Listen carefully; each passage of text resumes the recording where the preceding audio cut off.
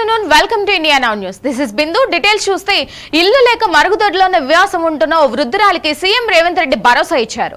ఆమెకు తక్షణమే ఇల్లు మంజూరు చేయాలని జిల్లా కలెక్టర్ను ఆదేశించారు.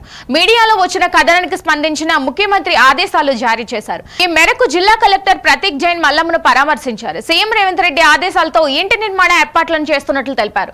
ఈ సందర్భంగా మల్లమ్మ మీడియాకు కృతజ్ఞతలు తెలిపింది. నేను ఆ ప్రాబ్లం ఏంటంటే ఇల్లు కట్టేస్తాను. ఇల్లు పర్మనెంట్ కట్టేయడానికి అది స్కీమ్ ఎలాగో వస్తుంది. ఇది ఇలాగా ఉంచకండి, మనం మంచిగా పెట్టుకున్నాం. ఏంటంటే ఆర్థిక సహాయం కాకుండా నేను ఇల్లు చాలా మీతో మాట్లాడడానికి రాలేదు, గుర్తు పెట్టుకున్నాము కదా. సో అవి వస్తాయి. అది ఆల్మోస్ట్ 16,500 రూపీస్ ఇస్తాను వాళ్ళకి. జియో రివైజ్ అయింది. ఇంతకుముందు 3,200 ఉంటే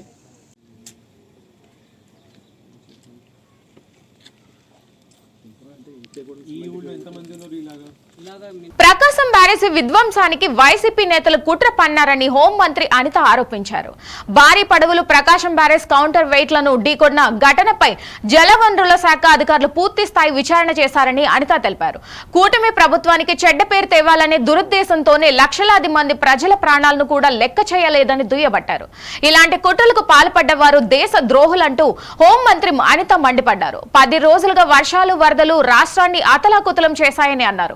ప్రజలకు నిత్యం అందుబాటులో ఉండాలని విజయవాడ కలెక్టరేట్ లో సీఎం బస ఏర్పాటు చేసుకున్నారని వివరించారు. పూర్తి స్థాయిలో సహాయ చర్యలను సీఎం పర్యవేక్షిస్తున్నారని తెలిపారు. జగన్ 2 సార్లు బయటకొచ్చి బురద చల్లిపోయారని విమర్శించారు. 3 బోట్లను లంగరు కూడా వేయకుండా చిన్న తాడుతో ఎందుకు కట్టారని మంత్రి ప్రశ్నించారు. ఇవాల్టి వరకు బోట్లు పోయాయని ఫిర్యాదు లేకుండా రాలేదని తెలిపారు. ప్రకాశం బ్యారేజీ బోట్ల విషయంలో పోలీసులు విచారణ చేస్తున్నారని, ఇప్పటికే 2 అదుపులోకి తీసుకున్నారని హోంమంత్రి అనిత వివరించారు. ఇరిగేషన్ డిపార్ట్మెంట్ వాళ్ళు దాని మీద ప్రత్యేకమైన దృష్టి పెట్టి ఆ కౌంటర్ వెయిట్స్ కూడా ఇమీడియట్గా వేయించిన పరిస్థితి కూడా మీ అందరికీ కూడా తెలియాలి. అంటే ఒక్కొక్క కౌంటర్ వెయిట్ కాస్ట్ ఈ టైంలో కౌంటర్ వెయిట్ తాలూకా కాస్ట్లు కూడా మనం ఒకసారి ఆలోచించుకోవాలి. అంటే ఎంత కాస్ట్ అయినా ప్రాబ్లం లేదు, ప్రజలకు ఇబ్బంది కలగకూడదు అని చెప్పి ఇమీడియట్గా అక్కడికి తీసుకొచ్చి కౌంటర్ వెయిట్లను కూడా రీస్టోర్ చేసిన పరిస్థితి కూడా మనందరం కూడా చూసాం. రాత్రి పగలు పనిచేశారు. అంటే ఇక్కడ అదే కనుక ఒక్కసారి ఊహించుకుంటేనే, నేను అక్కడ ఆ ప్లేస్లో ఉన్నానండి. 11.4 క్యూసెక్ వాటర్ వచ్చిన తర్వాత బోర్డర్ లైన్లో 50,000 క్యూసెక్ వాటర్ కనుక మళ్ళీ వస్తే పరిస్థితి ఏంటని మేమందరం ఆలోచించుకొని ప్రతి డిపార్ట్మెంటు, ఐఏఎస్ ఆఫీసర్లు, ఐపీఎస్ ఆఫీసర్లు, కింద స్థాయి ఆఫీసర్ దగ్గర నుంచి కార్యకర్తల వరకు, ఎన్డీఏ కూటమి కార్యకర్తలు అందరూ కూడా మేమందరం ఎలర్ట్గా ఉంటే బయటకు వచ్చి ప్రజల్ని రెచ్చగొట్టే తీరులో మాట్లాడి అలా చేశారు ఇలా చేశారు అని చెప్పడం ఒక ఎత్తు అయితే, ఈ ప్రకాశం బ్యారేజ్ని డ్యామేజ్ చేయాలి అని చెప్పి అంత వెయిట్ ఉన్న బోట్లను ఎందుకు వదలాలి? ఈ రోజు వరకు కూడా ఆ బోట్లు మావి అని కానీ, బోట్లు ఎలా పోయినాయి అని కానీ ఒక కంప్లైంట్ కూడా రాలి. మేము మా డిపార్ట్మెంట్ వాళ్ళ ఇన్వెస్టిగేషన్లో పలానా వ్యక్తులది బోట్లు అని చెప్పి కూడా డిస్ట్రాయ్ చేయటానికి అక్కడికి పడవలు కొట్టుకొచ్చినాయి అంటే, పడవలు కొట్టుకురావడం కాదు, కొట్టుకొచ్చేటట్టు చేశారు. ఇది మ్యాన్ మేడ్. అది ఏదో అన్ఎక్స్పెక్టెడ్లీ 5 పడవలు వచ్చి రావటం కాదు. అక్కడ క్లియర్గా మేము అప్పుడు మీరు అనుకున్నట్టే అక్కడికి వచ్చేసరికి ఆ కౌంటర్ వెయిట్లను ఏదైతే కొట్టినాయో, కౌంటర్ వెయిట్లు కొట్టేసరికి నిజంగా కొట్టుకొచ్చినాయేమో అని చాలామంది అనుకున్నాం. కానీ తర్వాత ఇరిగేషన్ డిపార్ట్మెంట్ వాళ్ళు దానికి క్లియర్ కట్గా అదంతా కూడా ఎగ్జామిన్ చేసిన తర్వాత, ఇవి అసలు ఈ బోట్లు ఎవరివి, ఈ బోట్లు ఎందుకు కొట్టుకొచ్చినాయి, బోట్లు కొట్టుకొచ్చిన తర్వాత ఎవడైనా మనకి కంప్లైంట్ చేశాడా, అసలు ఈ బోట్లు ఓనర్స్ ఎవరు, ఈ బోట్లు అసలు ఉండాల్సింది అక్కడ ఆ రేవులోనా లేకపోతే ఉద్దండరాయనపాలెం రేవులోంచి ఇక్కడికి ఎందుకు వచ్చినాయి, ఇవన్నీ కూడా మేము బ్యారేజ్ వేసుకున్న తర్వాత షాకింగ్ ఇష్యూస్ అనమాట. లిటరల్లీ చెప్పాలంటే, అంటే ఇప్పుడున్న చంద్రబాబు నాయుడు గారి గవర్నమెంట్ మీద, ఎన్డీఏ గవర్నమెంట్ మీద బురద జల్లటానికి, ఏదో ఒక రకంగా నెపం వేయటానికి, ప్రజల ప్రాణాలని కూడా లెక్క చేయకుండా వాళ్ళు విధ్వంసం సృష్టించడానికి రెడీ అయ్యారు. అంటే అలాంటి వాళ్ళని దేశ ద్రోహుల కింద తీసుకోవాల్సిన పరిస్థితి ఈరోజు మనందరికీ కూడా కనిపిస్తుంది. ఈరోజు మేమేదో మాట్లాడడమో, ఏదో ప్రెస్లో కూర్చొని మేమేదో మీ అందరితోని కూడా రాజకీయంగా మాట్లాడడం కాదు. ఒక్కసారి మేమే కాదు, ప్రజలు కూడా ఆలోచించుకోవాల్సిన అవసరం ఉంది. ప్రజలు కూడా దీని గురించి చర్చించుకోవాల్సిన అవసరం ఉంది. ఎవరు ఇలాంటి మనకి ప్రజల్ని ఇబ్బంది పెట్టే పరిస్థితులు ఎవరు తీసుకొస్తున్నారు అనేది కూడా చర్చించుకోవాల్సిన అవసరం ఉంది. ఈరోజు 5 బోట్లు కొట్టుకొచ్చినాయి. 5 బోట్లలోని కూడా ఒక బోటు గల్లంతైంది, ఒక బోటు మునిగిపోయింది.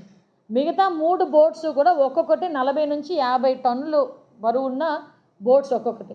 ఆ బోట్లు 3 ఎక్కడైనా ఏ రేవు దగ్గరైనా ఏ బోటుకి ఆ బోటు కడతారు. ఏ బోటుకి ఆ బోటు వెయిట్ని బట్టి పెద్ద పెద్ద రోప్స్ కడతారా లేకపోతే ఐరన్ లింక్స్ పెట్టి దానికి కడతారో మనందరికీ కూడా తెలుసు. అటువంటిది ఏమైంది, 3 బోట్లు ఒకదానికొకటి లింక్.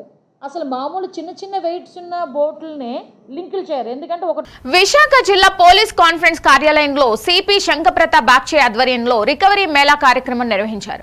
ఆగస్టుకు సంబంధించి బాధితులకు పోలీసులకు వారు పోగొట్టుకున్న ప్రాపర్టీస్ ను అందజేశారు. గత నెలతో పోల్చితే ఈ నెల విశాఖ సిటీ పోలీసులు మెరుగ్గా పనిచేశారని సిపి అన్నారు. ఈ సందర్భంగా కేసు ఛేదనలో కృషి చేసిన పోలీసులు అభినందించారు. సో ఈసారి ఈ జూలై నెలలో ఆగస్ట్ నెలలో 1 నుండి 31 ఆగస్ట్ వరకు ప్రాపర్టీ ఆఫెన్సెస్లో ఎంత స్టోలెన్ ప్రాపర్టీ మేము రికవర్ చేశాము అది మేము ఈరోజు హ్యాండ్ ఓవర్ చేయబోతున్నాం. విక్టిమ్స్ అందరినీ పిలవడం జరిగింది. సో ఈ పీరియడ్లో 89 కేసులు డిటెక్ట్ చేయడం జరిగింది. 80 మంది ప్రాపర్టీ ఆఫెండర్స్ని పట్టుకొని 22,37,600 రూపాయలు విలువైన ప్రాపర్టీ రికవర్ చేయడం జరిగింది. అది కాకుండా 225 మొబైల్ ఫోన్ విలువ వచ్చేసి 38,25,000 అవి కూడా డిటెక్ట్ చేయడం జరిగింది.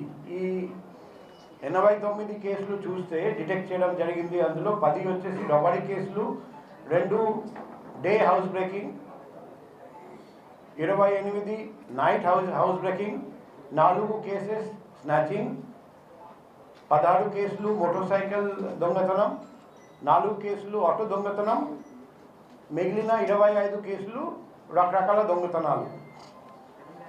ఐటమ్స్ చూస్తే అందులో బంగారం 555.05 గ్రాములు, క్యాష్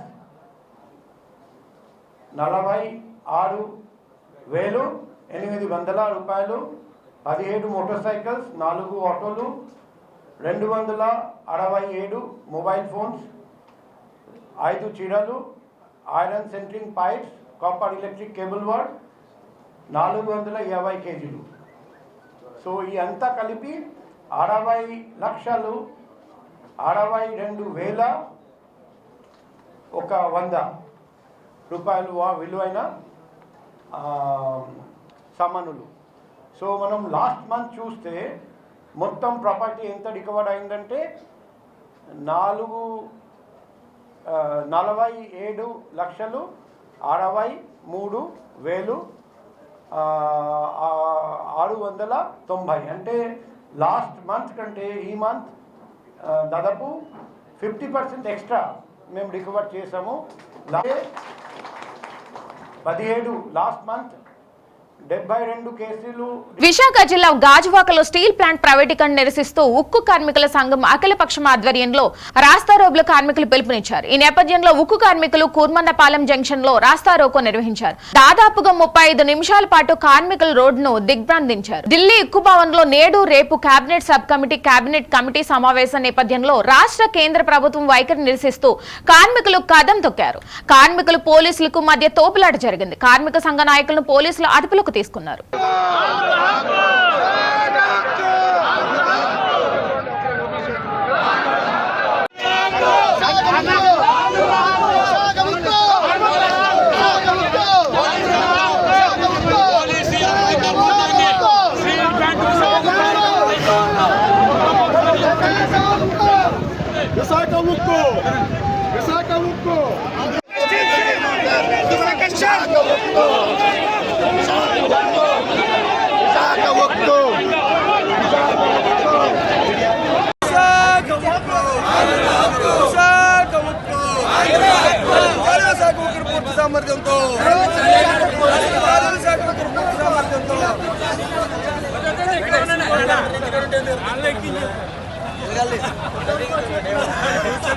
We want విశాఖపట్నం కేంద్ర కారాగారం ప్రధాన ద్వారం వద్ద ఒక రౌడీ షీటర్ హల్చల్ చేశాడు. పలు హత్య కేసుల్లో నిందితుడిగా ఉన్న గుర్రాల సాయి అనే వ్యక్తి పోలీసు అధికారులతో దురుసుగా ప్రవర్తించాడు. ప్రస్తుతం ఈ విషయం సామాజిక మాధ్యమంలో చర్చనీయాంశమైంది. విశాఖ కేంద్ర కార్యాలయం వద్ద పలు హత్య కేసుల్లో నిందితుడిగా ఉన్న గుర్రాల సాయి ఆర్మీ రిజర్వ్ పోలీసులపై జులుం ప్రదర్శించాడు. కోర్టులో హాజరుపరిచి తిరిగి వస్తున్న సమయంలో ఈ సంఘటన చోటు చేసుకుంది. జైల్లోకి వెళ్లకుండా ప్రధాన ద్వారం వద్దనే పోలీసుల మీద ఆగ్రహంతో ఊగిపోయాడు. ఈ విషయం జైలు సూపరింటెండెంట్ దృష్టికి వెళ్లింది. ఈ విషయంలో నిందితుడిపై చర్యలు తీసుకుంటున్నామన్నారు. ప్రస్తుతం ఈ సంఘటనకు సంబంధించిన ఫోటోలు సామాజిక మాధ్యమంలో వైరల్ అవుతున్నాయి. రౌడీ షీటర్లు పోలీసులతోనే దురుసుగా ప్రవర్తిస్తే సామాన్యుల పరిస్థితి ఏంటని నెటిజన్లు పోస్ట్ పెడుతున్నారు. పోలీసులతో నిందితుడు ప్రవర్తించిన తీరు వ్యవస్థల్లోని లోపాలను ఎత్తి చూపుతుందని మరికొందరు కామెంట్ చేస్తున్నారు. వీడియో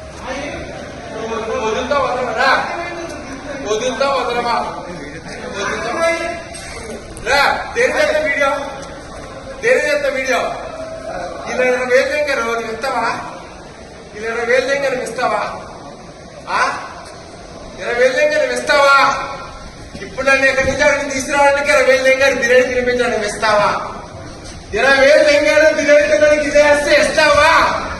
చెప్పు, ఇస్తావా? చేయొద్దు నాకు వస్తుంటే బాగుండదు. నాకు వాళ్ళు పని చేసంటే మీరు అందరూ తిరిగిపోతారు. చేయొద్దు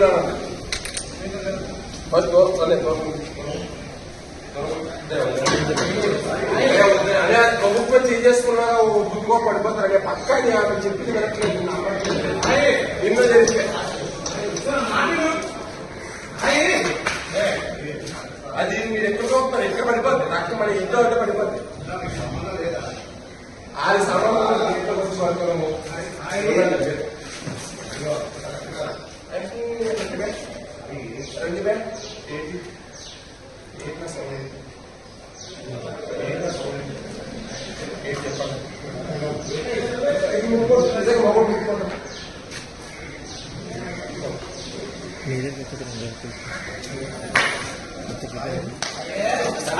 జగిత్యాల జిల్లాలో భారీ గంజాయి పట్టుబడింది.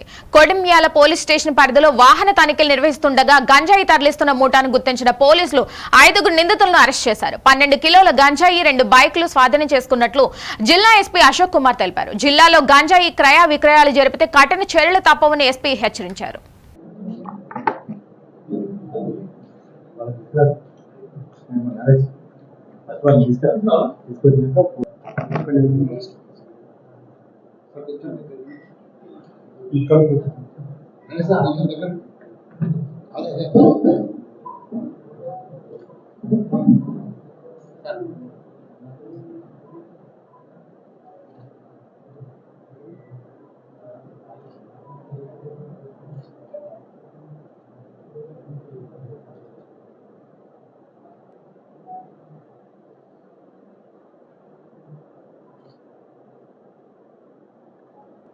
Good evening, అందరికి. ఫస్ట్ ఆఫ్ ఆల్ మన టీంకి, మన జగిత్యాల సబ్ డివిజన్ టీంకి చాలా చాలా కాంగ్రాచులేషన్ చెప్తాను. దీంట్లో డిఎస్పీ రఘుచందర్ ముఖ్య రోల్, అండ్ మన సిఐ మల్యాల్ నీలం రవి, ఎస్ఐ శ్రీ సందీప్, మన HC Rajaiah, PC Tirumal, Raju and Vinod వాళ్ళ పాత్ర చాలా ముఖ్యమైనది.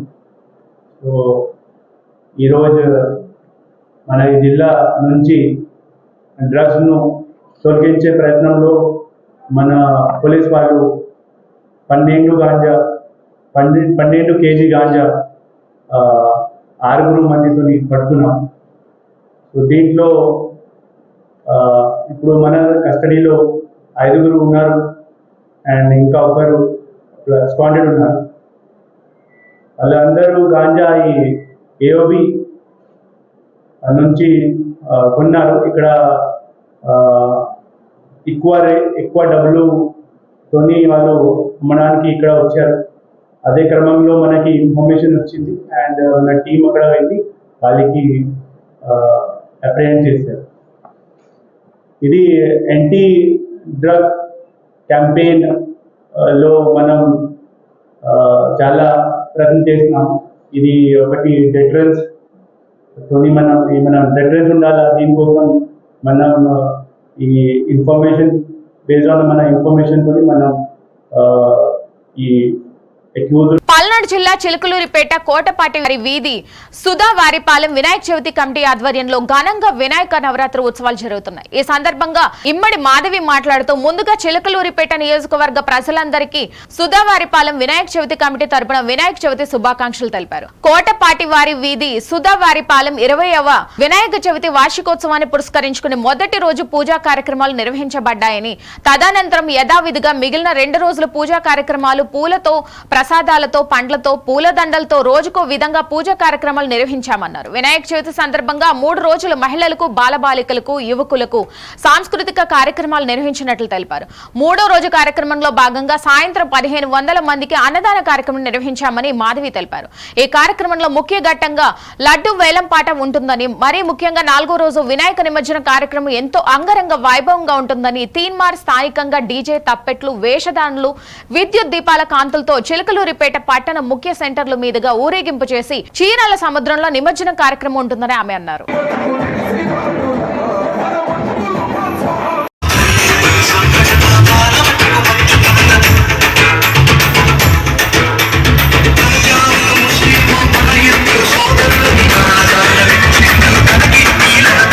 మదర్ వాలంటీర్ ఆర్గనైజేషన్ 9వ వార్షికోత్సవం పురస్కరించుకుని మహబూబాబాద్ జిల్లా తొర్రూరు మున్సిపాలిటీ పరిధిలోని స్థానిక ఆచార్య కొత్తపల్లి జయశంకర్ సర్కిల్లో నిర్వహించారు.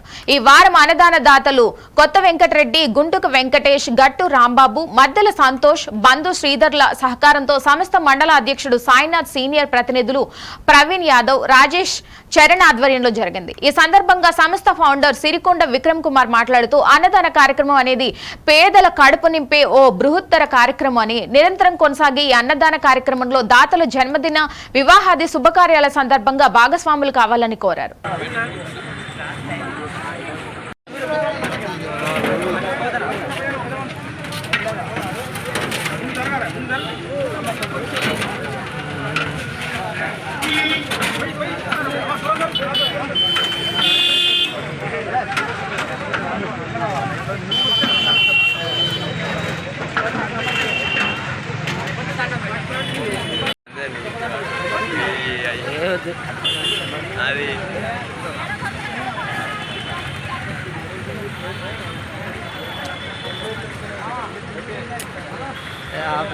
అది పొంగులు ఆపరా.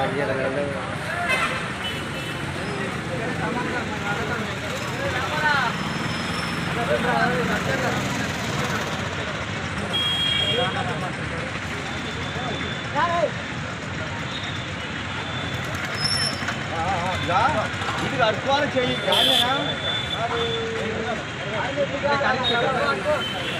వికారాబాద్ జిల్లా పరిగి మండలం చిగురాల్పల్లి గ్రామంలో గత 10 సంవత్సరాల క్రితం నుండి ఇల్లు లేక స్వచ్ఛ భారత్ పథకం ద్వారా వచ్చిన బాత్రూంలో నివాసం ఉంటుంది ఓ మహిళా వృద్ధురాలు. ఆ బాత్రూం కూడా శిథిలావస్థకు చేరుకుంది. ఇటీవల విస్తారంగా కురిసిన వర్షాలకు బాత్రూంలో నీరు చేరి ఆ వృద్ధురాలికి ఇబ్బందులకు గురిచేసింది. ప్రభుత్వాలు మారిన ఇండ్ల కళ నిరుపేదలకు అందని ద్రాక్షగానే మారింది. ఎర్రోళ్ల మల్లం అనే వృద్ధ మహిళకు ఇద్దరు కుమార్తెల భర్తలు మరణించడంతో ఉండేందుకు ఇల్లు లేక ఉపాధి కోసం వలస కూలీలుగా హైదరాబాద్ కు వెళ్లారని బాధితురాలు మల్లమ్మ తెలిపింది. పండుగలకు ఇంటికి రావడానికి ఇబ్బందులు పడుతున్నారని, తమ సమస్యను ఎప్పటికైనా ప్రభుత్వం గుర్తించి ఇల్లు మంజూరు చేయాలని ప్రభుత్వాన్ని కోరింది. చిగురాల్పల్లి గ్రామంలోని కొంతమందికి పూర్తిగా శిథిలావస్థకు చేరుకున్న ఇండ్లు ఉన్నాయని కొందరు గ్రామస్తులు వాపోతున్నారు. ప్రభుత్వం ఇప్పటికైనా స్పందించకపోతే ఇక మాకు చావే శరణ్యమంటూ బాధితులు మీడియాకు వివరించింది. వృద్ధురాలు ఆ బాత్రూంలోనే సామాన్లను పెట్టుకుని అక్కడే వంట వండుకుంటూ కూలీ నాలి చేసుకుంటూ జీవనం కొనసాగిస్తుంది. ఇప్పటికైనా అధికారులు స్పందించాలని గ్రామస్తులు కోరుతున్నారు.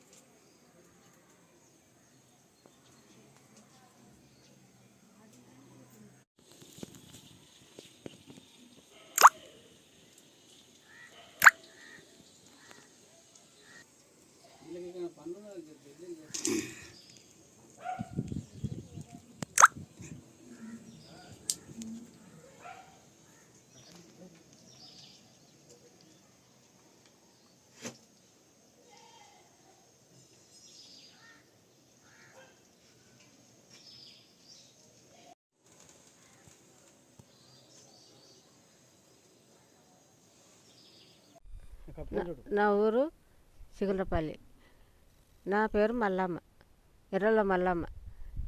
ఈ వానల వర్షంలో ఇంట్లోనే నేను ఈ బాత్రూంలోనే బతుకుతున్నాను. ఈ వానల ఈ బాత్రూమ్ కూడా కూలిపోనికే తయారైంది. ఈ వానలో నేను బతుకుతున్నాను. ఈ ఈడిగే వాళ్ళకు వీళ్ళందరికీ నా యొక్క ధన్యవాదాలు, నా యొక్క నమస్కారము. 10 ఏళ్ళ నుంచి నేను ఇంట్లోనే కొనసాగుతున్నాను సార్. 10 ఏళ్ళ నుంచి ఇంట్లోనే కొనసాగుతున్నాను. ఎవరు ఇంట్లో దిక్కెళ్ళి ఎవరు పట్టించుకుంటలేరు, ఎవరు ఏం చేస్తలేరు సార్. నాకు 2 బిడ్డలు సార్. నాకు ఇద్దరు బిడ్డలు ఈ తలం లేక నా బిడ్డలు హైదరాబాద్లో బతుకుతున్నారు సార్. వాళ్ళకు పిల్లలు ఇంటికి రాండి అమ్మా అంటే మనకి ఇల్లు లేదమ్మా, ఏడుందమ్మా అని పండగలకు వస్తలేరు, పబ్బాలకు వస్తలేరు సార్. ఎట్లనో లేక కొనసాగుకుంటూ నేను ఒక్కదాన్ని బతుకుతున్నా సార్. వాళ్ళని అక్కడ, నేను ఇక్కడ, వాళ్ళు అక్కడ, నేను ఇక్కడ, ఎక్కడన్నా బతుకుతున్నాం సార్. నాకు ఏమొద్దు సార్, నాకు ఇల్లు కాలే, ఉండనీకే ఇంత వండుకోనికే గూడు అయితే చాలు సార్. నేను ఏం అడుగుతలేను, మేము ఉండనీకే గూడు అడుగుతున్నా సార్. ఇల్లు టెగుసు అడుగుతున్నారు సార్, ఇల్లు టెగుసు అడుగుతున్నారు. ఇల్లు టెగుసు కూడా కట్టి చూపించిన, ఇల్లు టెగుసు కూడా కట్టి నాకు యాస్ట్ వచ్చింది. యాస్ట్ వస్తే నేను పోలేను సార్. ఇక పోక నా కొడుకులను ఏం చేసిన, జర ఇల్లు తెగుసు కాడికి రాండి బిడ్డ, జర ఇల్లు తెగుసుకే కట్టమంటారు, ఇంతగానో కడతలేను అంటానంటే నా కొడుకులు వచ్చి, అమ్మ ఇట్లా ఇల్లు తెగుసు ఎంత కడతావమ్మ నీవంటనని నా కొడుకులు వచ్చి ఇంత కాగితం రాసి ఇచ్చిండ్రు. ఇక అప్పటి సంది ఇల్లు తెగుసు కడతలేను సార్. అప్పటి సంది ఇల్లు తెగుసు బంద్ చేసిన. ఇంతే.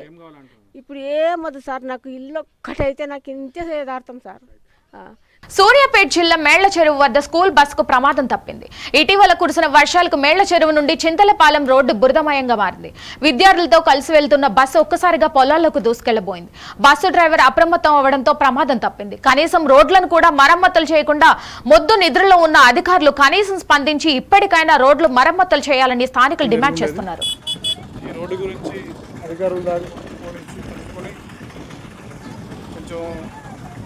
ఇది అందరికి తెలియజేసే విధంగా కొంచెం ఈ రోడ్డుని బాగు చేసే విధంగా చేయాలని కోరుకుంటున్నాను. పిల్లలకి జస్ట్ మిస్ అయిపోయినారు. చూడండి, బస్సు సైడ్కి ఒరిగిపోయింది, స్కూల్ బస్.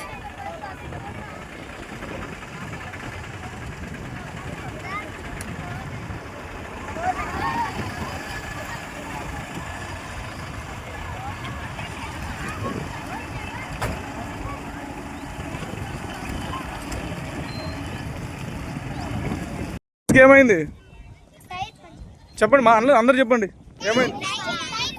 టైరు బురదలో పోయిందా? బురదలో పోయి సైడ్ పోయింది కదా. ఏమైనా జరిగిందా మీకు? ఏమైనా జరిగిందా మీకు? ఏం జరగలేదు, ఏం కాలేదు. బురదకి జారి సైడ్కి పోయింది, అంతేనా? ఓకే. ఏ స్కూల్ మీది? అభ్యాస్ స్కూల్, మేళచెరువా? ఓకే. మహబూబాబాద్ జిల్లా చిన్నగూడూరు మండలం అకేరుపై నిర్మించిన బ్రిడ్జ్ ఇటీవల కురిసిన భారీ వర్షానికి ధ్వంసమైంది.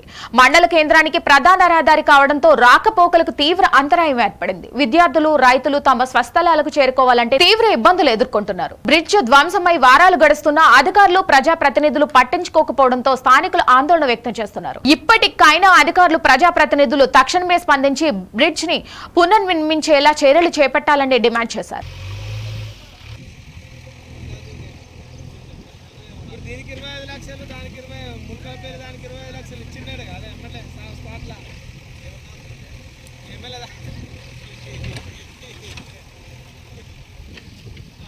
ఎవరు దాచుకున్నారా అంటే పేపర్ స్టేట్మెంట్లలో వచ్చింది కదా. మేము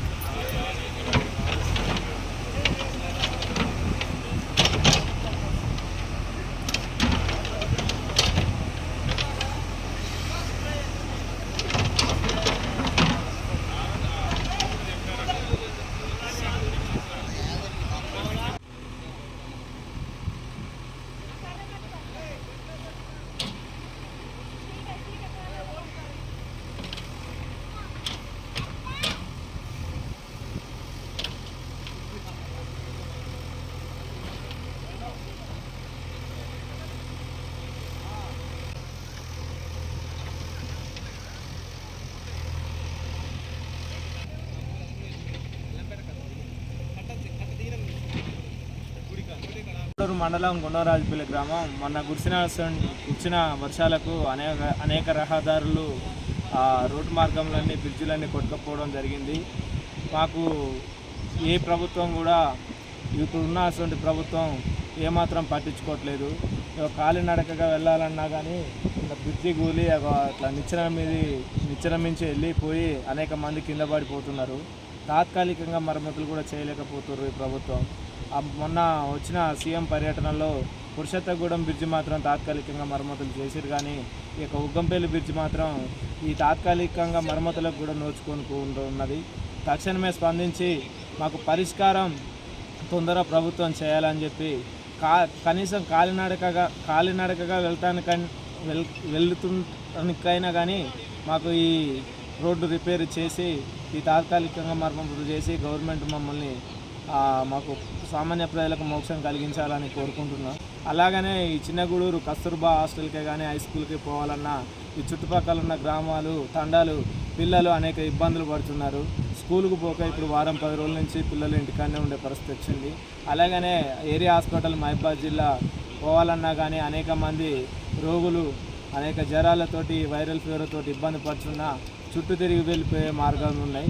చుట్టూ కూడా అనేక రోడ్లు, అనేక బ్రిడ్జిలు, అనేక వాగులు పొంగి అనేక విధంగా రోడ్లు కొట్టుకుపోయినాయి.